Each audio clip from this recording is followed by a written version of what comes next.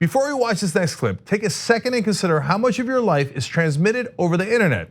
So much is at risk of being hacked. Head over to nordvpn.com/TYT right now for 75% off of 3 years of military-grade encryption for up to 6 of your devices. Sign up now and get a free month when you use the code TYT.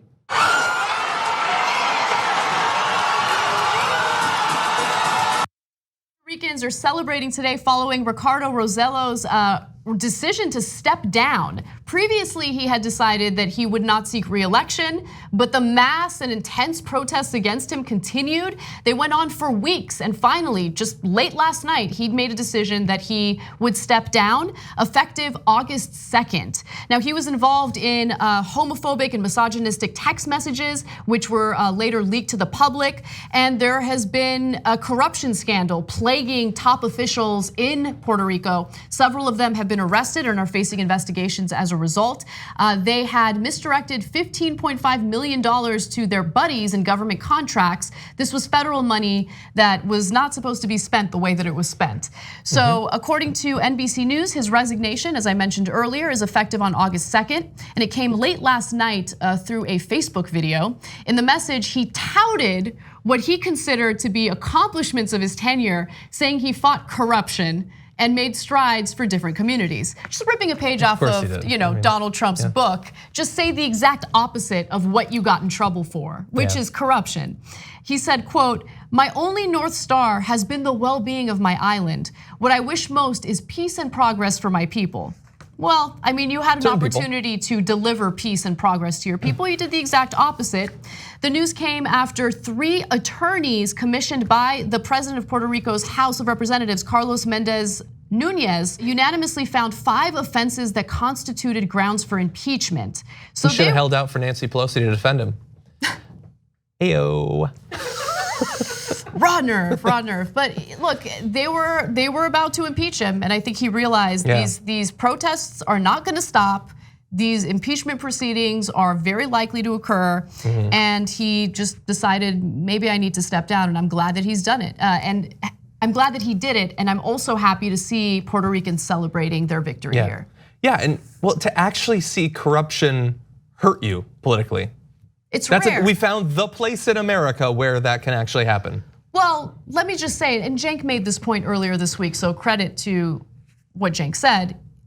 Corruption scandals seem to only affect a certain group of people, right? Because that's true. we have legalized bribery in America, but we have all sorts of corruption that goes unchecked. And all Americans, regardless of their political affiliation, are frustrated and angry about it, which is why someone like Donald Trump campaigned on this "I can't be corrupted" message. I fund my own campaign. I'm the one who would pay Hillary Clinton in these bribes. Remember, that was the messaging that really did resonate with some of the voters. Now, of course, he was the largest swamp monster. He's part of the problem. He would exploit that system. Yeah. But there's a double standard, unfortunately. There shouldn't be. Everyone who partakes in corruption should face the consequences for it.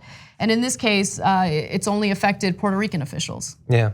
Have I just briefly? Have I told you about my hometown's mayor, Joseph Ganim? No. So I'm from Bridgeport, Connecticut, and Joe Ganim was mayor for quite some time until it was discovered that he had stolen $900,000 or something like that. So he went to federal prison for a bunch of years, and then he got out, and he's mayor again. Oh my God. So that's my hometown, and they know, everybody who voted for him knows exactly what he did.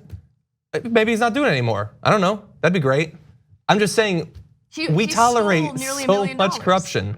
Yeah, it's complicated and looking at the details and all that, but yeah, we tolerate a lot. And Donald Trump, I mean, you mentioned him, like he's got defense contractors heading the Department of Defense, a pharma lobbyist is heading HA. Like down the line, it's the swampiest administration in 100 years, and people either don't know or don't care, and that's disappointing.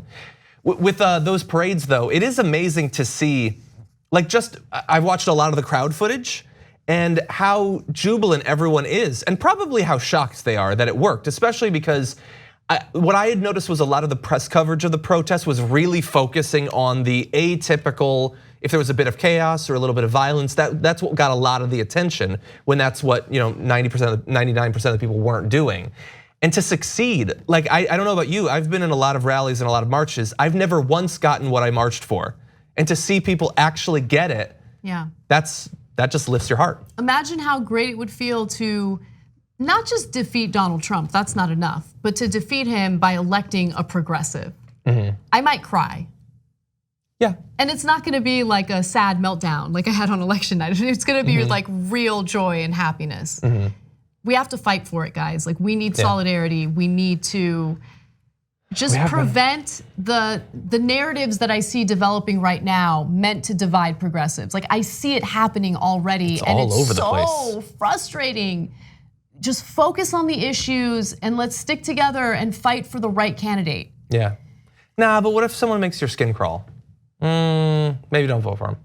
I'm kidding. That sort of narrative, that's what makes my skin crawl, actually. And just in case you guys missed that story, John's referencing an MSNBC panel over the weekend where a former assistant US attorney said that she didn't like Bernie Sanders because he makes her skin crawl, but didn't know why. She literally said, I don't know why, but he makes my skin crawl. Yeah. It's hard-hitting news there. Well, hey, you made it this far. You must really like the Young Turks. Thank you, we really appreciate you. Now, another easy way to keep supporting us also helps keep your internet activities and data private, all with a push of the NordVPN app. Head to nordvpn.com/TYT right now for 75% off of your next 3 years.